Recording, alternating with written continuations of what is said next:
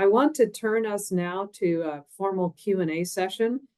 And if you have questions, please put them into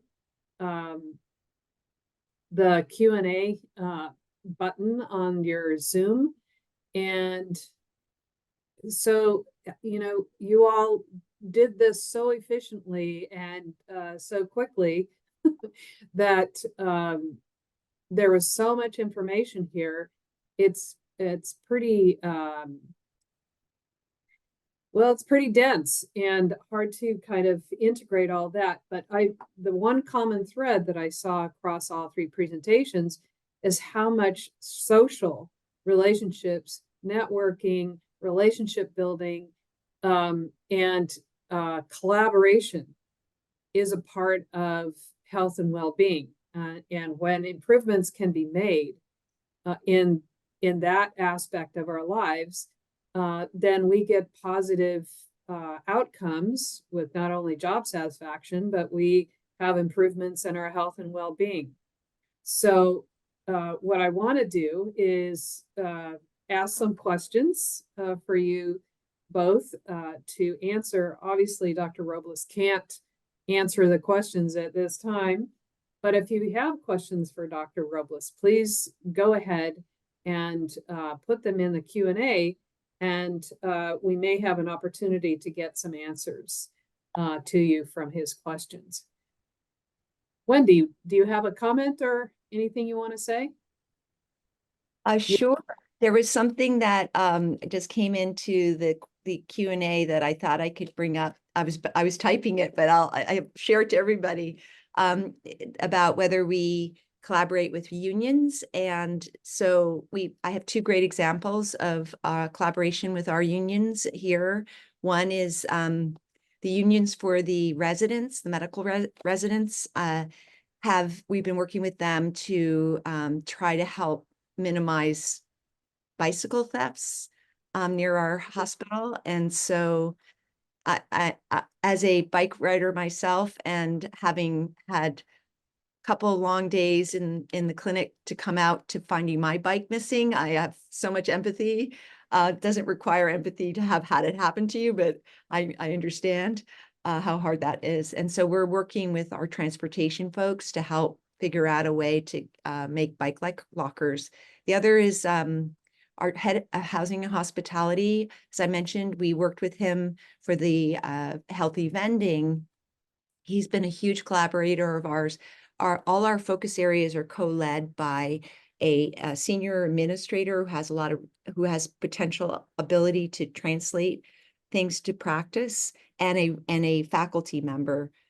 So we have two sort of content expert and a doer in that area. So Pete Angelis heard about the diabetes prevention program because he's part of our steering committee, but he also co-leads our food pod. And he said, I have 3,000 employees, and you're telling me 1 out of 3 people in the United States have prediabetes and only 1 out of 10 know it. I would like to have the diabetes prevention program offered to my staff, and they're represented, most of them. And so he got permission from the union to be able to offer the 1-hour class a week for 4 months, and then 1 hour every other month for 2 months, and then once a month during paid time. And we've actually had almost 200 people go through the program, part of the housing and hospitality group. And it's probably the largest contingency of people that we've had. And, I attribute it to his leadership, and the enthusiasm of the individuals, but also it's paid time. Well, let me put a pin in how important doing this on paid time makes a difference in participation. There are too many intervention studies that require people to do it before work or after work or during their lunch or breaks. And, it's difficult, and they're working off the clock, and that's not appropriate. It's also illegal. But there are these wonderful examples of things that you have done. So, Dr. Boren, even though I flubbed the name of your new term, and I'm going to continue to flub it if I say anything other than course. Cross, yeah, we could just use that. I flubbed that too. Cross, what's really interesting about that approach is that this is an everyday experience for us, and we already know how it makes us feel and how difficult it is to talk about the things that are bothering us. But there are many restrictions to it. Do you want to comment on where we need to go with this kind of concept, since it's so baked into our everyday discourse with others and experience? So what's a jumping off point for us? Yeah, that's a great question. Thank you. And it's interesting because we think that, well, as long as we foster relationships between workers, as long as we have a space in which people feel like they can express their issues with colleagues and the like. Certainly that should be enough to intervene in the social support network. But what we're discovering is that that's not true. It's more than just creating a space. That's a big piece, but also encouragement for those moments of conversation. And I think, and depending on the job, and this is the challenge, is there are some jobs in which cross is going to be present. And so, the one example, of course, was nurses. I've had some other folks approach me who are in jobs in which they have government secrets that they can't describe. In these instances, it's becomes important then to find other individual level interventions to help improve, the experience for somebody. Because what we do know is that when people feel like they have an outlet to describe and to discuss their stress and share it with others, it becomes less salient, right? It becomes less. It doesn't have that same impact on the physiology, on the psychology, and so on. And that's really the real value of the buffering effect of social support, certainly. But when it comes to the kinds of things people talk about, that's where we start to see the bigger issue. And so, what I've seen one organization do recently that I consulted with, they had a pretty significant problem. Is they actually had a topic of the day. So they thought of, we know what the big stressors are. Let's talk about the one thing we know today is going to be the topic of the day that we expect you are experiencing. And people talked about that experience, and whether or not there was direct solution from the organization, it was a space where people knew that they were then being supported to work on whatever that solution might be. So these kinds of really unique interventions, when there is known issues in a workplace, I think become important. The flip side of this is that, we don't live in a workplace vacuum. All of our stress does not just happen there, certainly. We go home and want to talk to partners, want to talk to our folks in our relationship, our family and friends. And some people feel like they're restricted in that too. And that might be because of policy. It could be because of a bit more insidious piece. And that is, I just don't feel like this person will understand. And so getting then on the individual level intervention becomes valuable in improving people's, a take on where there might be understanding when maybe the perception isn't there. There was a question that posed, and I answered it in writing, and it was about writing interventions. I think that's actually very powerful. If you look at the work of James Pennebaker in the expressive writing paradigm, the idea that if you can engage in journaling and writing activities on your own, that might be enough to help psychologically process what the stress is and give you then kind of a framework in trying to communicate that with others. And we've seen that pretty successful as a good intervention on the individual level for workers.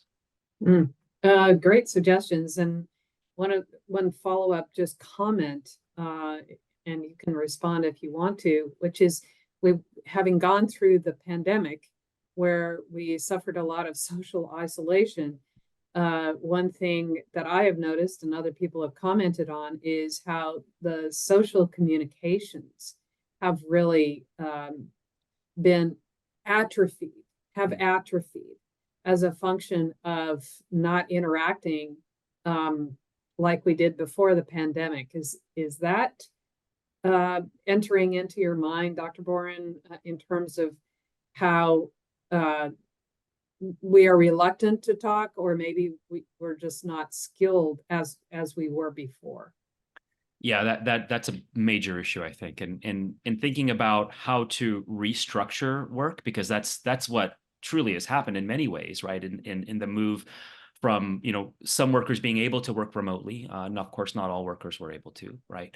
But even in those instances, that disconnect from the social networks certainly had an impact, not just on cross, it impacted that tremendously, but I think on just social support networks in general.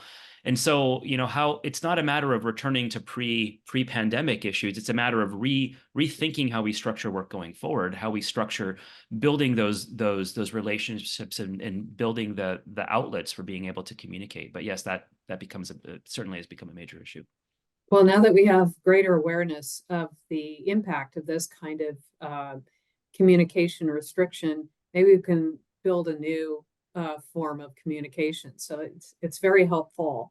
Now I want to turn to Dr. Slusser, and there's just so much to what you've been able to accomplish all of these years that you've dedicated your career to improving health and well-being through all these programs. And of course, you didn't do it all yourself. I'm not trying to take away any accolades or anything, but what is extremely obvious is how you're working through other people and with other people. And so when you're crossing boundaries, interdisciplinary boundaries, you talked about transdisciplinary, interdisciplinary, what's your secret in being able to communicate across those silos to get people on the same page and wanting to move in the same direction? Thanks so much, Dr. Banks. Don't you love my questions? Gee, it's hard. I do, when I put the phrase collective impact, we actually didn't really know that that's what we were practicing, but looking, backwards, we said, oh, that's what people describe as collective impact. I think that, if I put my pediatric hat on, people used to say to me, why did you go into pediatrics? I hate talking to parents, or oh my gosh, so hard to figure out, what a 2-month-old is complaining about. And I think that it's possible that over the course of my training and practicing, I practiced for over 20, 30 years, being able to talk to so many different people and also making sure that everyone's included. We know that the grandmother is as important to feeding that little baby as the mother or the sister or whatever. Everyone has a role, and you need in this inclusive approach. And I saw how things didn't go so well in different settings. For instance, there were a number of false starts, for instance, for a food policy council in Los Angeles. And then a really great colleague of mine, Paula Daniels, who's a lawyer, worked for the mayor, pulled together a food policy council where everyone was included. Like it wasn't like this exclusive, like, oh, only the people that know about food or study food or whatever it is in this huge complex city of Los Angeles. And she structured something very similar to a collective impact as well.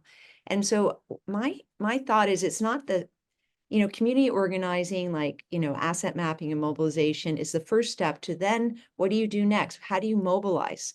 Mobilizing requires an inclusive approach and culture. I was just looking up, I love the saying, like culture eats strategy at breakfast, eats process at lunch, and culture eats structure at dinner. And so having that culture, how do you build a culture? How do you build an inclusive culture? Really takes time, and it takes patience. It takes resources. I was fortunate. We had resources here at UCLA to support this activity, and a belief, and also action. So just to say, when I first led the Eat Well pod before I took on the leadership, I said, we need to show things. You can't just feeling good. I mean, and food was something that everyone paid for and wanted to see. So people wanted to help with this, right? But also I said, let's do something. So we planted a medicinal garden, for instance, in front of our hospital. and it's still there. That was planted 10 years ago to honor the traditions of our cultures that are frequent our hospitals. So we have a Mexican series of plants. It surrounds the whole south part of the Ronald Reagan Hospital. We have Asian American, Chinese. We have Native American, Indian, Native Americans. We have all sorts of different kinds of plants that are then used to not take at the hospital, but at least define what people do. And so this gave people like, oh, you're doing something. We had people plant it. We didn't hire someone to plant. So that's sort of I don't know if that gives you some idea, but it's a great example of how you turn it into something much more meaningful than just an argument. And the inclusivity is, has to happen by agreement on the basics, right. The thread that's going to carry everybody along. And it's the awareness of what is the thread, what's the commonality across all these different groups. And it has to have some passion behind it, which is the passion to really help people. So both of you, all three of you, are working very hard in this direction, and we applaud your efforts. So thank you very much for taking the time to participate in our conference. And now we can turn it to a half-hour lunch break for those of you who haven't eaten yet. And we will return at 12:45 Pacific. Thank you all. Thank you. Thank Thanks you. for Bye. including us. Take care.